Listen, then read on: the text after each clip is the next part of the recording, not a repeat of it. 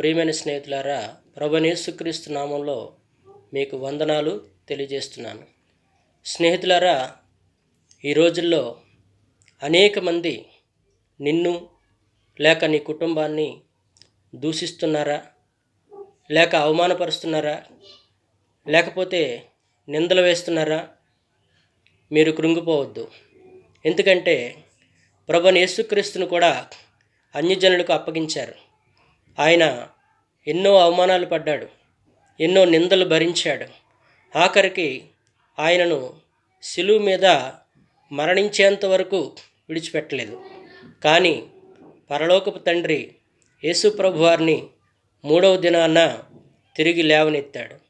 కాబట్టి ప్రియమైన దేవుని బిడ్డలారా, అనేక మంది నిన్ను బాధిస్తున్నప్పటికీ, కృంగదీస్తున్నప్పటికీ, అవమానపరుస్తున్నప్పటికీ నిరాశపడద్దు.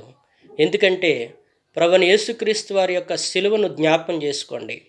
ఆయన ఎంతగానో అవమానపరచబడ్డాడు, నిందించబడ్డాడు, వేదనకు గురయ్యాడు.